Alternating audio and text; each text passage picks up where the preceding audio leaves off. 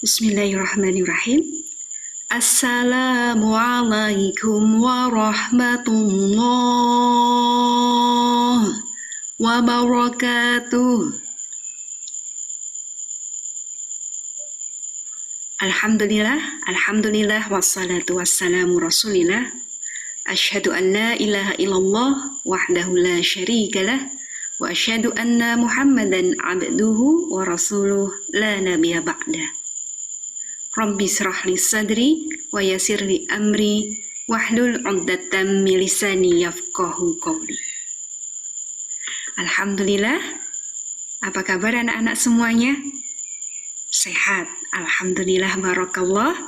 Hari ini kita akan melanjutkan kembali sirah nabawiyah. Semoga anak-anak dalam keadaan sudah siap untuk belajar bersama-sama. Sudah siap ya anak-anak? Alhamdulillah. Siapa masih ingat kisah yang sudah Ustazah sampaikan pada pertemuan sebelumnya? Ya, betul sekali. Anak-anak masih ingat bagaimana kisah tentang kakek Rasulullah Muhammad Sallallahu Alaihi Wasallam, Abdul Muthalib, yang kemudian bermimpi diberikan petunjuk untuk kemudian menggali sumur Zam-Zam. Nah, ketika kakek Rasulullah Muhammad Sallallahu Alaihi Wasallam bermimpi, kemudian bertemu dengan laki-laki, sampai mimpinya berapa kali anak-anak? Sampai 4 kali. Barulah kemudian diberikan petunjuk bahwa air Zam-Zam itu terletak di mana? Di tempat ada kotoran, ada darah, ada apa lagi? Ada burung gagak yang mematuk-matuk. Maksudnya di mana itu? Di tempat orang-orang Quraisy menyembelih hewan kurban mereka. Barakallah, masih ingat ya? Di mana di sana juga ada sarang semut. Kemudian Abdul Muthalib mencoba untuk menggali sumur Zam-Zam tadi seorang diri karena beliau belum memiliki banyak anak. Beliau memiliki 1 orang putra bernama Al-Haris yang saat itu masih kecil. Orang-orang kemudian datang kepada Abdul Muthalib yang sedang menggali sumur Zam-Zam. Mereka berprotes, kenapa Abdul Muthalib menggali sumur di sana? Di sana kan tempat yang dianggap oleh orang-orang Quraisy pada saat itu adalah tempat yang suci, tidak boleh menggali sumur sembarangan. Nah, sampai kemudian Abdul Muthalib nanti bernazar akan menyembelih salah satu orang putranya jika Allah berkenan untuk memberikan 10 orang putra. Jadi, nanti kita akan dengarkan kisah terkait nazar dari Abdul Muthalib. Tapi tidak sekarang ya, kita akan lanjutkan kisah kita tentang sebuah peristiwa besar sebelum lahirnya Nabi Muhammad SAW. Selain sumur Zam-Zam yang telah ditemukan lagi oleh kakek beliau, Abdul Muthalib, kemudian ada satu peristiwa besar lagi yang terjadi. Apa itu anak-anak? Ada yang tahu? Ya, tadi judulnya di depan ya sudah baca. Abraha dengan pasukan bergajah yang akan kemudian datang menghancurkan Ka'bah. Siapa di antara anak-anak yang sudah pernah mendengarkan kisah tentang Abraha dan pasukan bergajah? Wah, semuanya sudah pernah dengar? Masya Allah. Baik, jika anak-anak sudah pernah mendengarkan kisah tentang Abraha dan juga pasukan bergajah yang menyerang Mekah, dan insya Allah Ustazah akan memberikan sedikit ringkasan saja ya anak-anak, supaya anak-anak kembali ingat bagaimana kebesaran Allah Subhanahu wa Ta'ala dan yang merupakan sebuah peristiwa menjadi pertanda kelahiran, kedatangan seorang nabi terakhir, yaitu Nabi Muhammad Sallallahu Alaihi Wasallam. Nah, anak-anak yang Allah rahmati, sebelum kita mendengarkan bersama-sama tentang kisah Abraha dan pasukan bergajah yang menyerang Ka'bah, maka tidak ada salahnya kita mengetahui terlebih dahulu asal-usul seorang yang bernama Abraha itu. Abraha adalah seorang laki-laki yang berasal dari negeri Habasyah. Masih ingat di mana Habasyah? Ya, di negeri Afrika atau benua Afrika. Betul. Jadi, Abraha ini bukan orang Arab. Bahkan dia bukan penduduk Jazirah Arab. Namun bagaimana ceritanya Abraha bisa berada di Arab dan dia memiliki kekuasaan, bahkan bisa mengirimkan pasukan yang sangat besar untuk menyerang Ka'bah di Mekah? Nah, tentu saja ada ceritanya. Jika anak-anak dahulu pernah mendengarkan kisah tentang Ashabul Ukhdud, kisah apa ayo? Ada yang masih ingat? Ya, betul. Kisah bagaimana orang-orang beriman di negeri Yaman, di wilayah Najran, mereka dibakar hidup-hidup. Oleh siapa? Oleh penguasa Yaman yang mengimani bahwa Tuhan mereka adalah api. Ya, mereka beragama Majusi. Di negeri Yaman, Yaman masih masuk Arab ya anak-anak, mereka menyembah api. Karena kemudian ada sekelompok orang kemudian beriman kepada Allah, maka mereka hukum untuk kemudian dimasukkan ke dalam api. Nah, ada yang selamat satu orang, mereka meminta pertolongan. Akhirnya Raja Romawi atau yang kita kenal dengan Heraklius, Kaisar Romawi mengirimkan utusan supaya Raja Habasyah atau Najasyi mengirimkan pasukan untuk menolong orang-orang beriman beragama Nasrani di wilayah negeri Yaman. Kemudian Aryat lah yang kemudian ditunjuk sebagai pemimpin dari pasukan Habasyah. Kita dengarkan kisahnya tentang bagaimana Aryat dan Abraha bisa sampai ke negeri Yaman. Berikut kisahnya.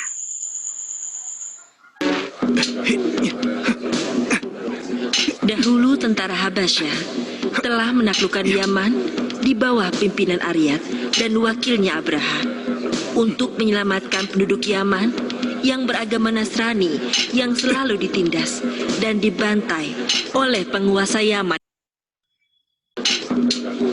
Ketika keadaan di Yaman telah stabil bagi tentara Habasyah, di Yaman mulai terlihat timbul perebutan kekuasaan antara Aryat dan Abraha, yang pada akhirnya mengharuskan keduanya saling membunuh dalam satu pertandingan.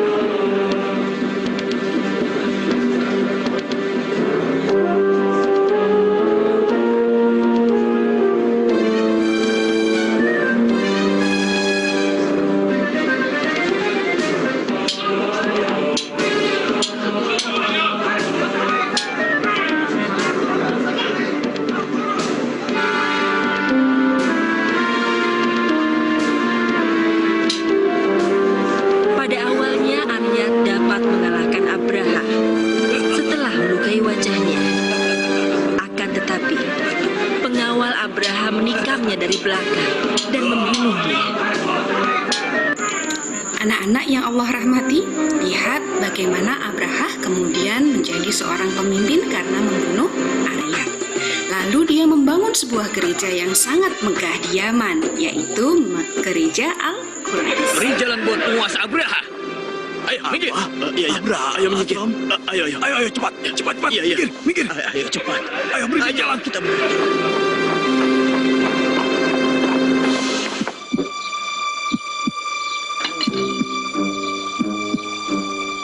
Katakan, mau kemana rombongan ini?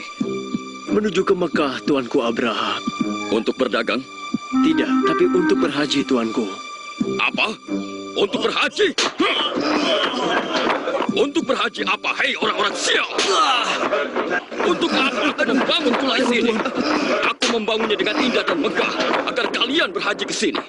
Kalian tidak boleh berhaji kecuali ke Qulais. Dan kalian tidak boleh berhaji kecuali ke Ka'bah yang kubangun di Yaman. Apa kalian dengar, hei penduduk Yaman? Bangsa-bangsa Arab harus berhaji ke Yaman. Bisa saja Tuanku memaksa bangsa Arab di Yaman untuk berhaji ke Qulais. Tapi apa yang akan Anda lakukan dengan bangsa Arab yang lain?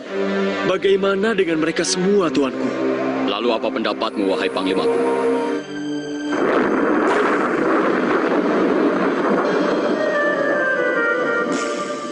Kita bawa sebagian besar tentara kita ke Mekah, dan kita hancurkan Ka'bah. Maka dengan begitu, bangsa Arab tidak menemukan tempat berhaji kecuali Qulais, Ka'bah Yaman buatan Anda, Tuanku. Aku yakin ini akan berhasil. Ide yang bagus. Persiapkan bala tentara. bawa gajah-gajah dan tempatkan posisiku di bagian depan pasukan. Aku akan mengendarai gajah.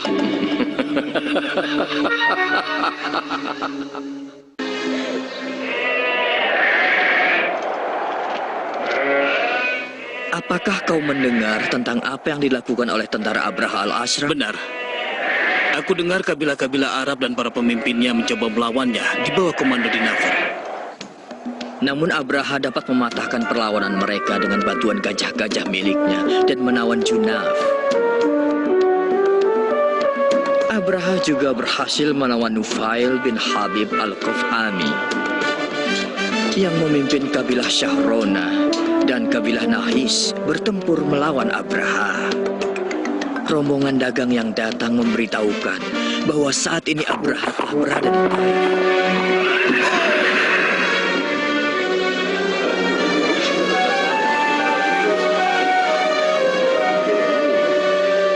Sebanyak 60.000 tentara dan 13 ekor gajah.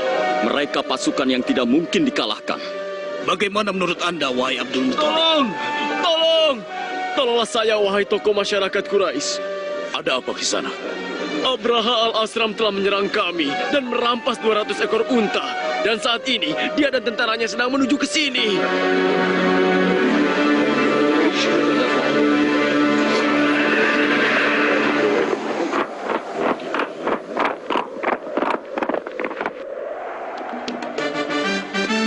Siapa yang bernama Abdul Muttalib, tokoh mulia kabilah Quraisy? Akulah Abdul Muttalib. Siapa Anda? Hamba adalah Hunaho al-Himyari, utusan Abraha yang dikirim kepada Anda.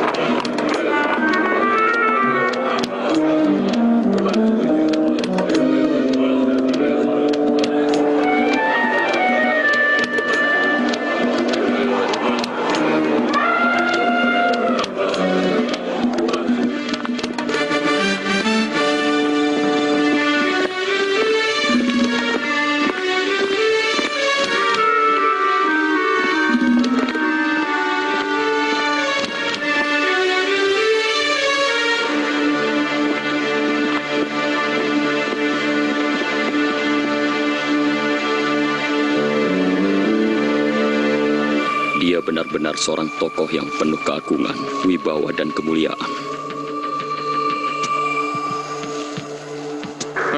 Apa yang Anda inginkan, wahai Abdul Muttalib? Aku menginginkan agar Anda kembalikan kepadaku 200 ekor untaku yang sudah Anda rampas. Apa? Anda membicarakan padaku tentang 200 unta dan tidak membicarakan padaku tentang Ka'bah? Sedangkan Ka'bah adalah keyakinan Anda. Dan kedatanganku ke sini untuk menghancurkannya. Aku adalah pemilik unta-unta itu. Sedangkan Ka'bah dan pemiliknya yang akan mencegah Anda. Dia tidak akan bisa mencegah diriku. Itu terserah Anda. Tuanku Abraha, hamba adalah Hunatoh bin Nufatah, tokoh dari kabilah Bakr. Dan hamba adalah Wail bin Wasilah al-Huziali, tokoh dari kabilah Huzail.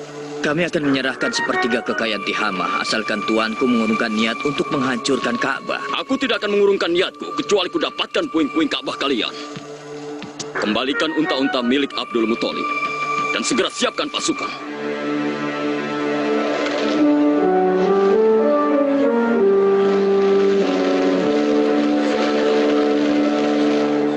Beritahukanlah, apa yang akan ayah perbuat jika bertemu Abraha? Kita tunggu saja ayahku dan yang lainnya kembali, agar kita tahu langsung dari mereka.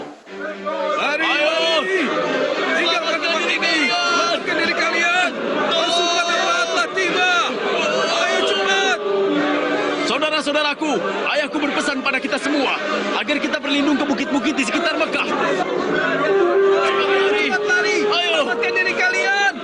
Naiklah Cepat ke bukit! Segera tinggalkan Mekah! Ayo semuanya! Kita pergi!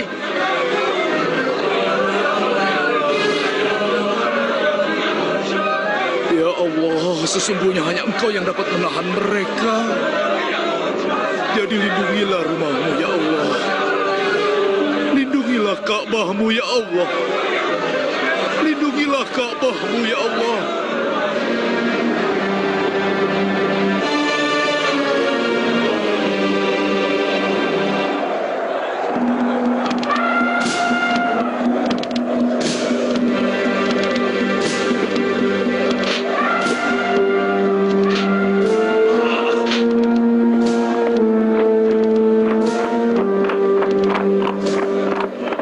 Kenapa tentara tidak bergerak maju? Ayo perintahkan untuk maju. Sesungguhnya gajah yang akan tuanku kendarai duduk di tanah dan tidak mau bangun, tuan. Benarkah? Upayakan agar gajah itu bangun dan pukul dia terus.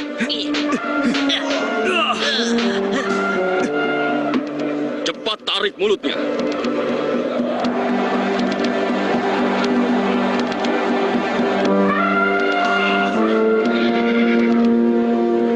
Seret dia menuju Mekah.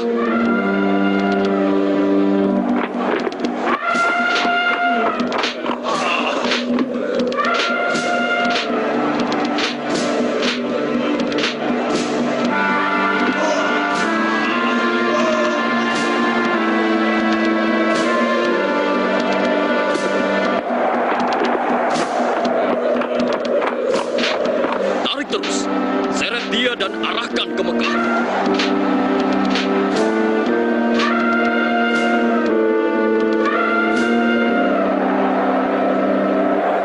Sudahlah, tinggalkan gajah sial itu. Perintahkan seluruh pasukan menuju Mekah sebelum badai datang.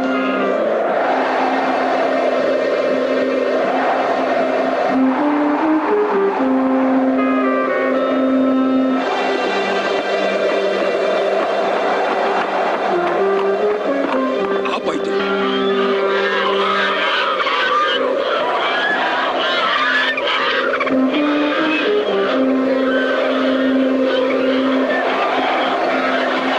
Aku bersumpah akan menghancurkan Ka'bah, meskipun harus melakukannya dengan kedua tanganku sendiri.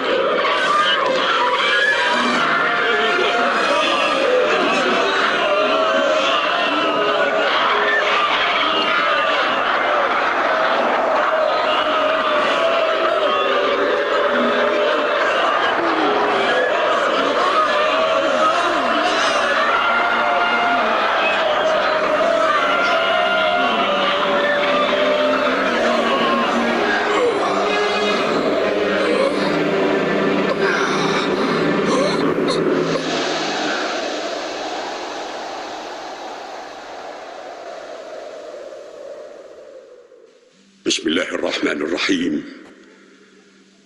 ألم تر كيف فعل ربك بأصحاب الفيل؟ ألم يجعل كيدهم في تضليل وأرسل عليهم طيرا أبابيل ترميهم بحجارة من سجيل فجعلهم كعصف مأكول. صدق الله العظيم.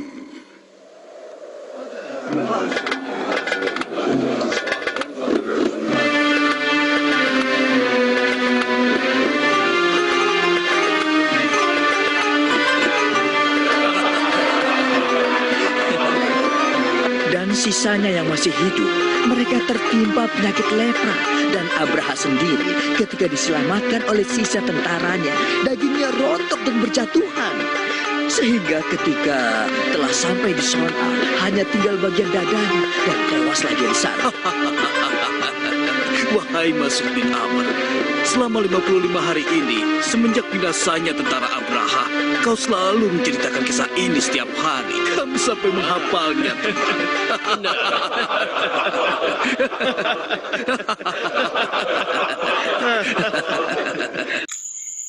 Anak-anak yang Allah rahmati, itu tadi kita sudah mendengarkan dan menyaksikan kisah tentang Abraha dan pasukan bergajah yang telah gagal dalam melakukan penyerangan atau merusak dan menghancurkan Ka'bah di Mekah.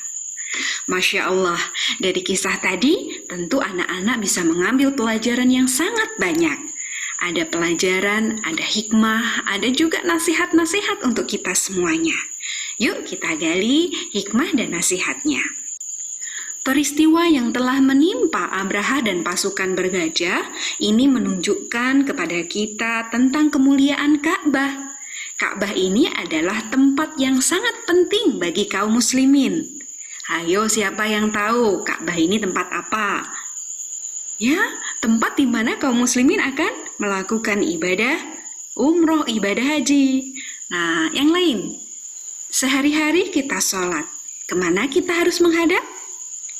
Ke arah kiblat. Di mana kiblatnya kaum muslimin? Di Ka'bah. Barakallah. Ka'bah adalah suatu tempat yang sangat mulia, rumah Allah yang pertama kali dibangun untuk manusia. Nasihat untuk kita semuanya, kita pun juga harus memuliakan Ka'bah, kita memuliakan Mekah, di mana di sanalah tanah suci, di sanalah Allah telah memuliakan Ka'bah bahkan dari serangan pasukan Abraha dan pasukan gajah. Selain di Ka'bah, tentu di seluruh muka bumi ini ada tempat-tempat ibadah kaum muslimin. Di mana itu? Masjid. Nah, kita pun juga harus memuliakan tempat-tempat ibadah kita, yaitu masjid. Atau mungkin ada yang lebih kecil, musola. Atau mungkin anak-anak kalau di kampung ada juga yang menyebutnya dengan apa? Langgar gitu ya. Kita pun juga harus memuliakannya. Bagaimana caranya kita memuliakan? Ya tentu saja anak-anak harus ke masjid, harus ke musola. Untuk apa? Untuk melakukan semua ibadah di sana. Ya, terutama untuk yang laki-laki. Kalau sholat wajib berarti di masjid berjamaah. Untuk yang muslimah tentu bukan sesuatu hal yang menjadi kewajiban, tapi bagus juga untuk datang ke masjid, kemudian belajar, ya ngaji, kemudian apalagi ada kegiatan-kegiatan di sana, termasuk membersihkan dan tetap memelihara masjid, itu juga adalah sebagai bagian dari bentuk memuliakan masjid. Jangan sampai masjidnya kotor, bau pesing kamar mandinya, atau bahkan kita tidak pernah memperhatikan alas tempat sholatnya, mungkin ada mukena yang dibiarkan kemudian kotor, bau, dan tidak nyaman. Nah, anak-anak nih yang muslim ataupun muslimah silahkan bisa memuliakan tempat ibadah di ke kampung atau di kompleks perumahannya masing-masing, membantu untuk kemudian membersihkan, membantu menyapu, mengepel, atau bahkan mencucikan mukena, atau bahkan juga kemudian melaundrikan karpet. Kan kalau anak-anak mau nyuci karpet kan berat ya, jadi boleh nanti dibantu untuk kemudian dimasukkan ke laundry, atau apapun yang bisa anak-anak lakukan untuk tetap menjaga agar masjid-masjid kita bisa tetap bersih dan nyaman untuk digunakan beribadah. Termasuk untuk tidak bermain di dalam masjid, kemudian tidak membuang sampah ya ketika kita berada di masjid dengan membuang sampah sembarangan ya, tidak pada tempatnya. Nah, itu tidak boleh sehingga nanti akan mengotori masjid. Kemudian tadi kita juga melihat bagaimana Abraha dia iri terhadap orang-orang Arab yang datang ke Mekah untuk melakukan ibadah haji. Ya, jadi hati-hati dengan penyakit ini ya anak-anak. Tidak boleh kita memiliki rasa iri, bahkan kemudian berlanjut kepada penyakit hati yang bernama dengki. Kalau iri itu masih ada di dalam hati, tidak suka terhadap nikmat orang lain, tapi kalau dengki itu dia sudah melakukan sesuatu untuk menghilangkan kenikmatan orang lain, seperti Abraha yang dia sudah mencoba membawa pasukan untuk menghancurkan Ka'bah. Ini bukan sifat yang bagus untuk ditiru ya anak-anak, tapi harus kita tinggalkan. Nah, adakah di antara anak-anak yang kemudian bisa mengambil pelajaran lain dari kisah Abraha dan pasukan bergajah ini? Barakallah. Silahkan bagi anak-anak yang memiliki hikmah dan nasihat dari kisah ini yang belum Ustazah sebutkan, boleh dituliskan di dalam buku sirahnya masing-masing. Insya Allah di pekan depan kita sudah mengikuti ujian akhir semester. Semoga Allah membimbing kita semuanya dan memberikan kepada kita kemudahan. Dan setelah itu kita akan dengarkan kembali kisah-kisah dari Sirah Nabawiyah yang lainnya. Jangan lupa belajar, kembali dengarkan dan baca kisah yang sudah pernah kita dengarkan bersama-sama. Semoga kita diberikan Allah Subhanahu wa Ta'ala taufik dan kemudian kita diberikan kemudahan untuk mengerjakan semua ujian yang akan kita jalankan di pekan depan. Kita tutup dulu untuk pertemuan hari ini. Kita bersama-sama membaca hamdalah, istighfar, dan doa kafaratul majlis. Alhamdulillahirrabbilalamin. Astaghfirullahaladzim wa atubu ilaih. Astaghfirullah wa atubu ilaih. Astaghfirullah wa atubu ilaih. Subhanakallahumma wa bihamdika asyhadu an la ilaha illa anta astaghfiruka wa atubu ilaih. Barakallahu fikum. Wassalamu alaikum warahmatullahi wabarakatuh.